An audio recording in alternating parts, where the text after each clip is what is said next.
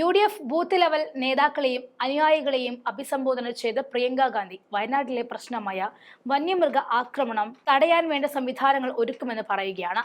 വയനാട്ടിലെ മനുഷ്യ മൃഗ സംഘർഷം പരിഹരിക്കുന്നതിന് കേന്ദ്ര സംസ്ഥാന സർക്കാരുകളോട് ധനസഹായം വർദ്ധിപ്പിക്കാൻ സമ്മർദ്ദം ചെലുത്തുമെന്ന് പ്രിയങ്ക ഉറപ്പു നൽകി. മാനന്തവാടിയിൽ ഒരു സ്ത്രീയുടെ മരണത്തിൽ കടുവ ആക്രമണം ഉണ്ടായതിനെ തുടർന്ന് ജില്ലാ മജിസ്ട്രേറ്റും വനം ഉദ്യോഗസ്ഥരും ഉൾപ്പെടെ അധികാരികളുടെ ഈ വിഷയം ചർച്ച ചെയ്തതിനു ശേഷം ഫണ്ടിന്റെ അഭാവമാണ് പ്രധാന തടസ്സമായി അവർ ചൂണ്ടിക്കാണിച്ചതെന്നും പ്രിയങ്ക തുറന്നു പറഞ്ഞു. പ്രശ്നം ലഘൂകരിക്കുന്നതിനുള്ള ധനസഹായം വർദ്ധിപ്പിക്കാൻ കേന്ദ്ര സംസ്ഥാന സർക്കാരുകൾ സമ്മർദ്ദം ചെലുത്തുമെന്നും അതേസമയം ഞങ്ങൾ സഹായിക്കാൻ കഴിയുന്നിടത്തെല്ലാം CSR ഫണ്ടുകൾ സ്വരൂപിക്കുമെന്നും പ്രിയങ്ക പറഞ്ഞു. ജനുവരി 1 മുതൽ വയനാട്ടിൽ വന്യമൃഗങ്ങളുടെ ആക്രമണത്തിൽ 4 പേർക്ക് ജീവൻ നഷ്ടപ്പെട്ടതായും അവർ ചൂണ്ടിക്കാട്ടി. 3 ദിവസത്തെ വയനാട് സന്ദർശനത്തിന്റെ 2ാം ദിവസം ഏറനാട് നിയമസഭാ മണ്ഡലത്തിലെ തന്റെ ആദ്യ യോഗത്തിൽ പ്രസംഗിക്കുന്ന പ്രിയങ്ക ഗാന്ധിയുടെ വീഡിയോ ദൃശ്യങ്ങളിലേക്ക് പോകാം. I have been here since yesterday and these 3 days I kept only so that I could meet all of you in every Vidhan Sabha and I could thank you from my heart for everything you did for my election. ഞാൻ ഇന്നലെ മുതൽ ഈ parliament മണ്ഡലത്തിൽ ഉണ്ട്. ഈ വരവിന്റെ ഉദ്ദേശം 7 നിയോജക മണ്ഡലങ്ങളിലും പെട്ട ഏറ്റവും താഴെ തട്ടിൽ ബൂത്ത് തലത്തിൽ പ്രവർത്തിച്ചവരെ നേരിൽ കണ്ട് അവരോട് ഈ വിജയത്തിൽ എന്റെ നന്ദി രേഖപ്പെടുത്തുക എന്നത് മാത്രമാണ്. So I came specially just to say thank you to all of you because as you know for many years I managed the election of Sonia ji and Rahul ji in Uttar Pradesh in Raebareli and Amethi.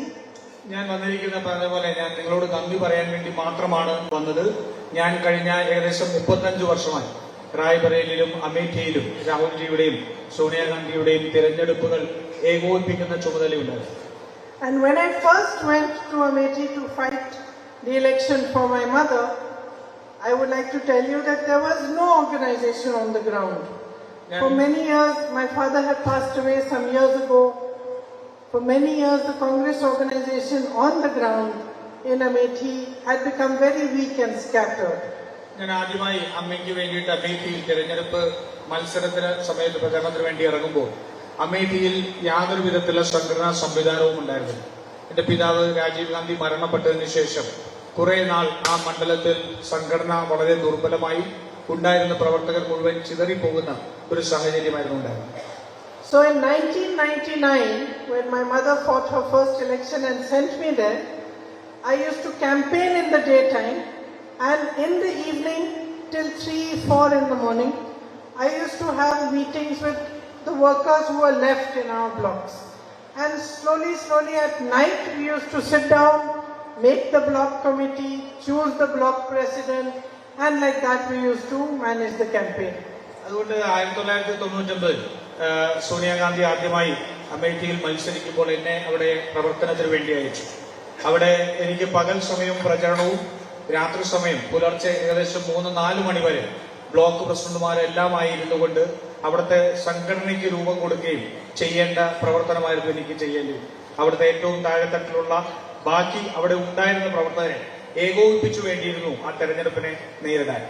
So that is when I started to learn how important all of you are, the people who are working on the ground, in the blocks, in the panchayats, in the villages for an election. അവിടെ നിന്നാണ് സംഘടനയുടെ ഏറ്റവും താഴെ തട്ടിലുള്ള നമ്മുടെ സംഘടനയുടെ ബലത്തിന്റെ ആവശ്യകത എനിക്ക് ബോധ്യപ്പെട്ടത്. നമ്മുടെ ബ്ലോക്കില് അതുപോലെ തന്നെ മണ്ഡലങ്ങളിൽ നമ്മുടെ ബൂത്തുകളിൽ ഏറ്റവും താഴെ ജനങ്ങളുമായി ബന്ധപ്പെട്ട് പ്രവർത്തനം ഏകോപിപ്പിക്കുന്നവരുടെ ഏറ്റവും പ്രാധാന്യം എനിക്ക് അങ്ങനെയാണ് മനസ്സിലായത്. And when I came here to fight my own election 35 years later or maybe 25 years later, my brother told me, Rahul ji told me, you only campaign. Leave the whole election to the organization in Wayanad. അതുകൊണ്ട് ഞാൻ ഇവിടെ തെരഞ്ഞെടുപ്പിന് മത്സരിക്കാൻ വേണ്ടി വന്നപ്പോൾ ഏകദേശം 35-25 വർഷത്തിന് ശേഷമാണ് ഞാനിവിടെ വന്നപ്പോൾ എന്നോട് രാഹുൽ ഗാന്ധി പറഞ്ഞത്, നിങ്ങൾ പ്രചരണത്തിൽ മാത്രം ശ്രദ്ധ കേന്ദ്രീകരിക്കും, തെരഞ്ഞെടുപ്പ് പ്രവർത്തനങ്ങൾ മുഴുവൻ ഇവിടുത്തെ സംഘടനാ സംവിധാനത്തിന് വിട്ടുകൊടുക്കുക എന്നാണ് എന്നോട് പറഞ്ഞത്. So I was very worried. I thought, how is it possible? I must find out, He said, no. You listen to your brother, you leave it to the organization and to the leaders in Wayanad, and they will fight the election for you. You only campaign in this election. എനിക്ക് ആദ്യം ആശങ്കയുണ്ടായിരുന്നു അതെങ്ങനെയാണ് ഞാൻ ഒന്നിലും ഉൾപ്പെടാതെ അല്ലെങ്കിൽ എന്റെ മേൽനോട്ടമില്ലാതെ ഒരു തെരഞ്ഞെടുപ്പ് എങ്ങനെ മുന്നോട്ട് കൊണ്ടുപോകാൻ സാധിക്കുമെന്നുള്ളതിനെ സംബന്ധിച്ച് ആശങ്കയുണ്ടായിരുന്നു. പക്ഷെ എന്റെ സഹോദരൻ പറഞ്ഞു, ഇല്ല, നിങ്ങൾ പ്രചരണത്തിൽ മാത്രം ശ്രദ്ധിക്കുക, ബാക്കി തെരഞ്ഞെടുപ്പിന്റെ മുഴുവൻ പ്രവർത്തനങ്ങളും വയനാടിന്റെ നേതൃത്വത്തിലും സംഘടനാ സംവിധാനത്തിലും വിട്ടുകൊടുത്താൽ മാത്രം മതി എന്നാണ്. So I listened to him and I noticed wherever I went that you were working as one team. അത് അദ്ദേഹത്തിന്റെ അഭിപ്രായം പോലെ തന്നെ ഞാനത് ശ്രദ്ധിച്ചു, ഞാനത് കേട്ടു. ഞാൻ പക്ഷെ തെരഞ്ഞെടുപ്പിന്റെ സമയത്ത് എവിടെ ചെല്ലുമ്പോഴും നിങ്ങൾ ഓരോരുത്തരും ഒരു മനസ്സോടുകൂടി ഒരു ടീമായിട്ട് നിന്ന് പ്രവർത്തിക്കുന്നത് എനിക്ക് കാണുവാൻ സാധിച്ചു.